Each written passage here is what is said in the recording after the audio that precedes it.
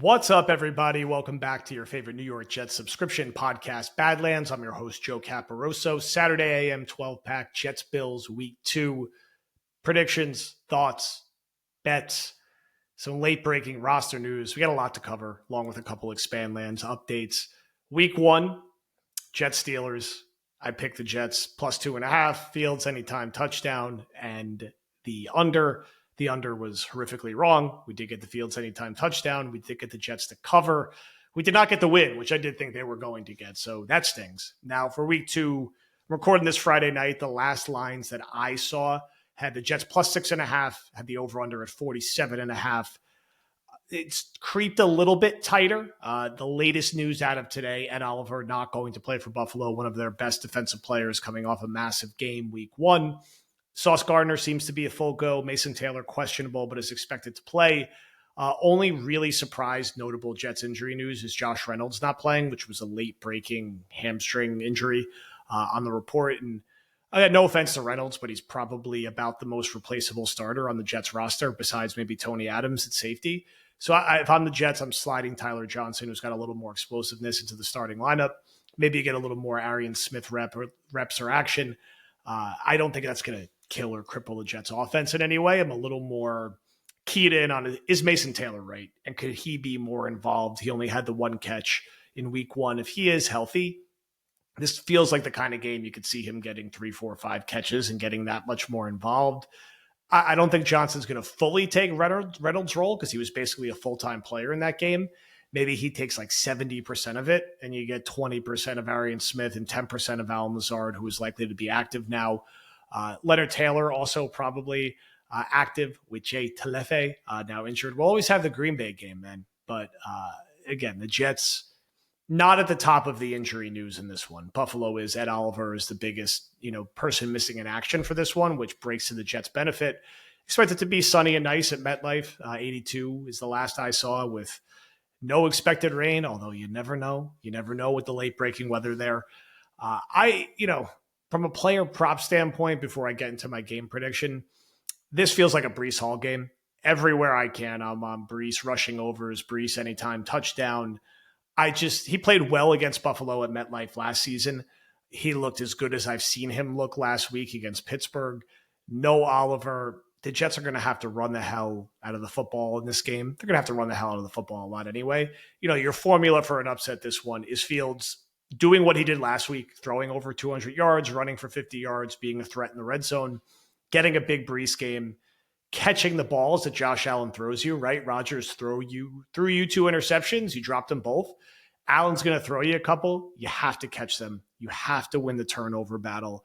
You have to at least play special teams to a draw. If you're not going to win it, you'll probably have Isaiah Williams, who they recently acquired, back there as the punt returner, back there as the kick returner with Arian Smith. Should be an upgrade over Gibson. It's more of a do no harm thing. No critical mistakes. Make your kicks. Hopefully the opposing kicker is not burying 60-yarders. And, you play to a draw. You win the turnover battle.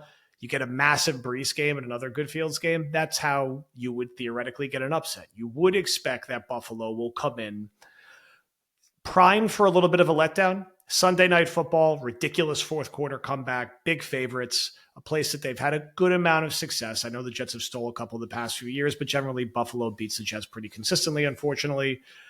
I have the Jets to cover in this one, but not ultimately to win. I need to see them win a game like this before I'm picking them to beat a team who is very credibly a Super Bowl contender. Now, my initial thought before the year started was the Jets would win a very close game week 1 and then kind of run into a buzzsaw week 2. The Jets did lose. They lost a very close game week 1. I think from everything I saw, the Jets will be more feisty in this game. And again, I think there's a chance that Buffalo comes in pretty sluggish. To me, this feels like a 30-24 type game where the Jets are in it, their game, but Allen just makes a couple plays late against a secondary that's got a lot of questions. Michael Carter's a little banged up. Brandon Stevens looked rough week 1. The Jets are very questionable and shaky at safety. I just think this will be a close game where they're trading scores throughout, tied at halftime, close going into the fourth, and ultimately Buffalo makes one more play. And unfortunately, I could see the Jets having a situation where they play 3 good games to start the year, and they're just 0-3 because they lose late. They're playing teams who are going to go deep into the playoffs this season. I don't think Pittsburgh will, but I think Tampa and Buffalo will. And that doesn't mean their season's over, right? They could turn around and beat Miami and beat Dallas, and we could be flying to London being like, we got a chance to go 3-3. I don't think it's out of the realm of possibility the Jets could steal this one. I wouldn't be picking Buffalo in my survivor pool. I'm not picking Buffalo to cover the 6.5. I could see the line getting to 5.5 by kickoff. I think the Jets will be in it. Again, I think they will cover for the second week in a row. As for the over-under, I don't want to radically miss 2 weeks in a row, but it does feel like a game that will hit at the over now, right? And I'm sure everyone is saying it's going to hit the over after watching Buffalo and the Jets offense week 1. So do you get the weird Josh Allen regression game where the Bills score 12 points and the Jets are back to the offense we expected and it's 12-10 in the fourth quarter? And we're like, God damn. I don't feel strongly about the over-under in either direction for this game, but if I had to pick one, I do think I will go with the over. Ultimately, I think Buffalo will get into the low 30s. I could see the Jets getting enough done into the mid-20s where they just get over that 47.5 number, and you get that 30-24 type game. So you're into the 50s. So that's what I will go with as my prediction. I hope I'm right that the Jets cover. I hope I'm wrong that they win. I only wear the jacket for the divisional games, my crampons jacket from the 80s. It's getting a little colder out. It's the right weather for it. I do feel more optimistic about this one than I did 8 days ago. I think Buffalo has some real vulnerabilities with their defense. I think they're absolutely terrifying on offense. I think they're still a well-coached team, and there's an infrastructure there when you make the playoffs that many years in a row. And I think even if they start slow, they'll get their act together. I think the Jets are going to have more pop on offense maybe than we expected. I think they'll make some plays on defense. I think like Connor said on the pod earlier this week, he needed Quincy Williams game where he forces a turnover, doesn't miss tackles, no personal fouls. Sherwood has to play much better than he did in week 1. And you need McDonald and Quinnen and Sauce to bring it, just like they did against the Steelers. So final picks, Jets cover over in this game. Brees, anytime touchdown. Brees, I would buy him up to at least like 75 yards, over 75 yards rushing. If you're looking deeper for props, maybe you get some good value on Tyler Johnson, assume he's going to be wide receiver too, so you grab his over on receptions. And if Mason Taylor is going to play, he's another one you could probably get good value at. Can you get him over 2.5 receptions? So those are some of the ones that I'm keeping an eye on. Elsewhere in the AFC East, you have the dumpster fire of the Dolphins hosting the Patriots, who were quite underwhelming in week 1. That will be an interesting one to keep an eye on as Jet fans. Does McDaniel make it through the week 4 game where they're hosting the Jets? I'm getting out ahead of myself. For the Jets, man, show up, right? Don't get punked in your building by a team in your division. I know Buffalo's better. I know they're the favorite. They're likely to win the division. They're likely to be in the AFC Championship game at least again. The Jets have always found a way to be competitive against them, right? At MetLife, right? They stole one in 2022. They won that game in 2023 after the Rodgers injury. And last year, that game was there to be won. That was the Red Line Mike Williams game where Zerline also missed a bunch of kicks. I was in attendance. They tend to hang around Buffalo at MetLife Stadium, at least in recent years. And it's a different regime. There's different players to an extent, but it just feels like it's going to be 27-24 late in this one. And, maybe a couple of things break the Jets' way this time. Audio-wise, or some Expandland updates, 2 things. One, just on the business, and I'll start actually with some upcoming travel. I've mentioned this a few times. We are going to London. Me, Paul, and Will were very, very excited about it.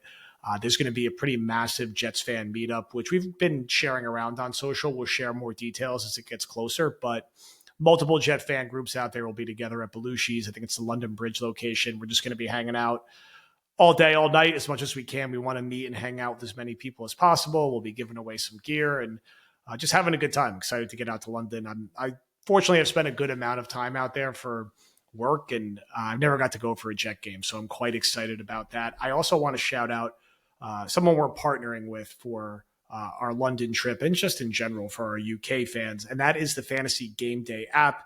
You can follow them on social at fantasy_game day. What this is effectively the only NFL daily fantasy app created by UK fans for fans in the UK. And we're excited to partner with them. And as we get out there, and we're in the country properly, we're going to share some of our picks for that week when the Jets are playing the Broncos. And it's awesome to me to see football resonating throughout the UK and throughout London. So between now and then and throughout the trip, you're going to hear us consistently referencing the Fantasy Game Day app. And if you're in the UK, you're traveling for work, or you just live out there and you're a Jets fan, check out the Fantasy Game Day app. I'll link it down in the bio. Excited for that trip. We'll share more logistics as it gets closer. Still a few weeks away. I hope the Jets are at least 2-3 going into that trip. I don't want to be 0-5 flying out there. Can we be 2-3? 3-2 is greedy. I'll take 2-3. In terms of what's going on with Badlands post live show, which is finally, I was just watching our sizzle reel, which our production team did an incredible job on. If you're looking for a production team, reach out to us. We're happy to refer them. Excited and thrilled with how everything went with that. I talked about the Jets featuring us, which was awesome to see.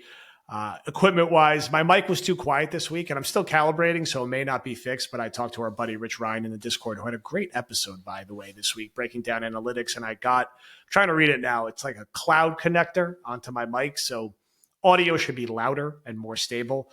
Slowly piecing together all the proper equipment here.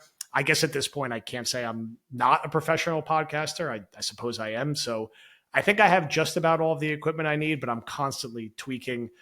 We are going to have a new background soon with a new framed image from the new live show. This will move this one down to the garage and keep expanding all the different rooms in the house with Badlands stuff. Business-wise, it's been great and a fun couple months. The live show does really kind of consume everything in the summer, but seeing us continue to grow on social in particular with some of the work that Mark's been doing, who's joined our team, has been awesome.